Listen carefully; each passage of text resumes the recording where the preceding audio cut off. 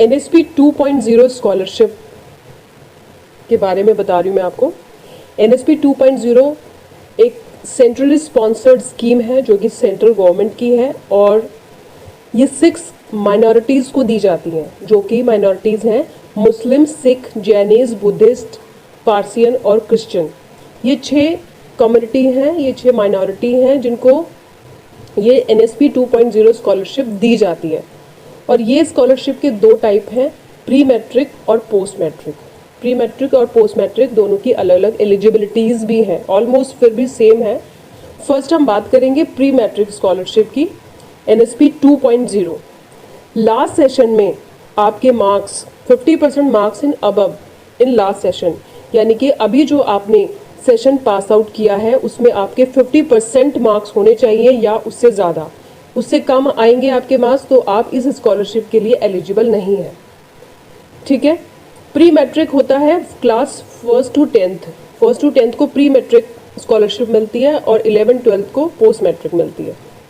Income criteria इसमें है, आपकी इनकम आपके घर में जो आपके गार्जियन हैं, आपके फादर हैं या मदर हैं, उनकी इनकम 1 लाख से ज़्यादा नहीं होनी चाहिए। 1 लाख से कम होनी चाहिए या 1 लाख होनी चाहिए। इससे ज़्यादा अगर होगी तो आपको ये स्कॉलरशिप नहीं मिलेगी। इसके लिए आपको इनकम सर्टिफिकेट भी बनवाना पड़ेगा, जो कि आपका जो कॉम्पिटेंट अथॉरिटी आपकी लगती है, यानी कि डिस्ट्रिक्ट मजिस्ट्रेट से आपको बनाना पड़ेगा। जो भी आपका एरिया के अकॉर्डिंग डिस्ट्रिक्ट मजिस्ट्रेट लगता होगा, जो भी डिस्ट्रिक्ट लगेगा वहाँ से आपको इनकम सर्टिफिकेट बनवाना पड़ेगा। इसके बिना पर आप इस स्कॉलरशिप के लिए अप्लाई नहीं कर सकते, it is must. Last session pass out जो आपने किया है वो सेम स्कूल होना चाहिए। ऐसा नहीं आप किसी और स्कूल से पढ़ के आ रहे हो और यहाँ पे आपको स्कॉलरशिप मिल जाएगी, ऐसा नहीं होगा। आपको उसी स्कूल में, जिस स्कूल में आपने क्लास सेशन पास आउट किया है, वहीं से ही आपको ये स्कॉलरशिप मिलेगी, और उस स्कूल में आप पढ़ते भी रहने चाहिए। Last session should be pass out from same school. ठीक है। और हाँ, आपका जो कम्युनिटी सर्टिफिकेट है, जैसे आप मुस्लिम हो या सिख हो, जैनीज़ हो, बुद्धिस्ट हो या पारसियन हो, क्रिश्चियन हो, आपका जो कम्युनिटी सर्टिफिकेट जो आपकी कम्युनिटी से बनता है, जैसे मस्जिद से बनता है, जो मुस्लिम्स होते हैं उनका मस्जिद से बनता है, उनका पेरेंट्स का बनता है और बच्चों का बनता है, तो वो भी आपको कॉपी, उसके लिए कॉपी लगानी पड़ेगी इसके साथ, जिसमें एक तरीके से आपका कास्ट क्लैरिफिकेशन है कि आपकी कौन सी कम्युनिटी है। आई बात समझ में? ये है प्री मैट्रिक NSP 2.0। अब हम बात करते हैं पोस्ट मैट्रिक की। जैसा कि मैंने आपको बताया कि पोस्ट मैट्रिक ऑलमोस्ट सेम है, इसमें भी 50% मार्क्स चाहिए लास्ट सेशन जो अभी आपने पास आउट किया है। 11th 12th को ये मिलती है। इसमें जो इनकम है, आपकी फैमिली इनकम जो है वो 2 लाख से ज़्यादा नहीं होनी चाहिए। 2 लाख हो या 2 लाख के बराबर हो, इससे ज़्यादा होगी तो आप एलिजिबल नहीं हो। आपके फादर या गार्जियन की जो इनकम है वो 2 लाख से ज़्यादा नहीं होनी चाहिए। इनकम सर्टिफिकेट इसमें भी आपका डिस्ट्रिक्ट मजिस्ट्रेट जो भी लगता है वहाँ से बनवाना होना चाहिए, आपका बना हुआ होना चाहिए। ठीक है। ये नहीं कि आप लोकल कहीं किसी भी आपने लोकल कहीं से भी बनवा लिया, ऐसा नहीं है। ये आपका डिस्ट्रिक्ट मजिस्ट्रेट से ही बना होना चाहिए, क्योंकि इसका वेरिफिकेशन होता है आगे जाके। और कोई भी अगर फॉल्स स्टेटमेंट अगर आप देते हो तो फिर आपका एडमिशन भी कैंसिल इसमें हो सकता है। Last session should be pass out from same school, और इसमें भी जो आपने लास्ट सेशन जो पास आउट किया है वो सेम स्कूल होना चाहिए। ठीक है। कम्युनिटी सर्टिफिकेट इसमें भी चाहिए आपके गार्जियन का, कि आपका किस कम्युनिटी से बिलोंग करते हैं। एक सबसे इम्पॉर्टेंट चीज़ ये कि अगर आप NSP स्कॉलरशिप अवेल करते हैं, अगर आपको ये स्कॉलरशिप मिलती है, या तो प्री मैट्रिक हो या पोस्ट मैट्रिक हो, तो आपको स्टेट गवर्नमेंट की कोई भी प्री मैट्रिक या पोस्ट मैट्रिक स्कॉलरशिप नहीं मिलेगी। Student getting availing NSP scholarship should not avail benefit under state funded pre और पोस्ट मैट्रिक स्कॉलरशिप।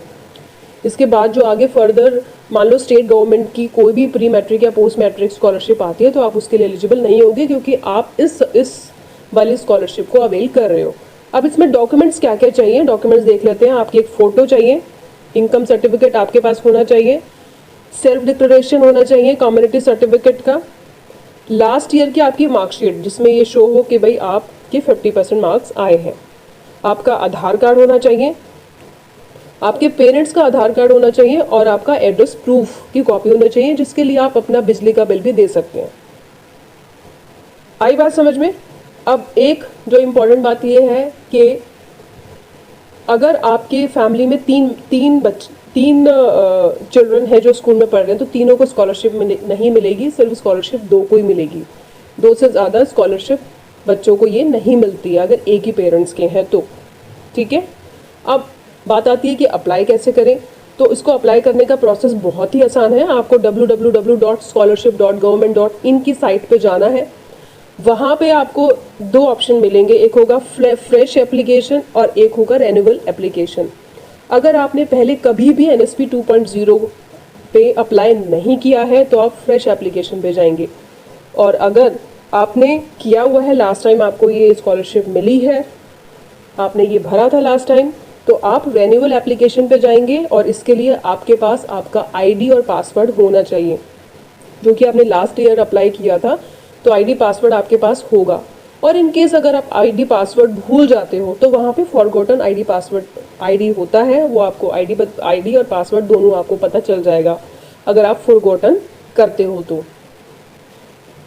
और हाँ, लास्ट डेट जो उसकी है वो है 31/10/2020, जो कि आपको रजिस्ट्रेशन करना है, और रजिस्ट्रेशन करने से पहले आपके पास ये सारे डॉक्यूमेंट्स होने चाहिए। ऐसा नहीं कि आपने रजिस्ट्रेशन कर दिया और उसके बाद आपके पास डॉक्यूमेंट्स नहीं है, तो डॉक्यूमेंट्स आपके पास होना चाहिए। और इसके लिए जो सबसे इम्पॉर्टेंट है, वो जिसमें जो टाइम लगता है, वो है इनकम सर्टिफिकेट, जो आपको डिस्ट्रिक्ट मजिस्ट्रेट से बनवाना होता है। उसमें ही 20 से 25 दिन लग जाते हैं बनवाने में, वैसे ज़्यादा से ज़्यादा 10 दिन में वो बन जाता है। तो ये सारे डॉक्यूमेंट्स आप अपने रेडी कर लीजिए। 31/10/2020 इसकी लास्ट डेट है, और लास्ट डेट से पहले पहले आप अप्लाई कर देंगे तो आप NSP 2.0 स्कॉलरशिप के लिए एलिजिबल हो जाएंगे। और हाँ, सबसे इम्पॉर्टेंट बात, आपका अकाउंट में आपके KYC अपडेट होने चाहिए। अगर आपका KYC अपडेट नहीं है तो आपको आगे चल के प्रॉब्लम आ सकती है, इसलिए KYC अपडेट करवाइए। और आधार कार्ड सीडेड, आपका जो अकाउंट है वो आधार कार्ड सीडेड, उसमें आधार कार्ड आपके अकाउंट से लिंक होना चाहिए, जिससे कि आपके अकाउंट में डायरेक्ट पैसे आने में कोई दिक्कत ना हो। क्योंकि यहाँ पर जो ये NSP 2.0 है, यहाँ पे डायरेक्ट बेनिफिट ट्रांसफर दिया जाता है, डायरेक्टली अकाउंट में ही आपके स्कॉलरशिप का अमाउंट आएगा। आई होप आपको काफी सारी चीजें क्लियर हो गई होंगी इससे रिलेटेड, जो भी आपकी क्वेरीज होंगी। लेकिन फिर भी इसके बावजूद आपको कुछ भी अगर पूछना है तो कमेंट बॉक्स में पूछ सकते हैं। कोई भी क्वेरी है तो आप पूछ सकते हैं, आपको जवाब जरूर मिलेगा। लाइक, शेयर एंड सब्सक्राइब करना मत भूलिएगा, क्योंकि आगे भी आपको ऐसे ही वीडियोस, इंफॉर्मेटिव वीडियोस और दी जाएंगी।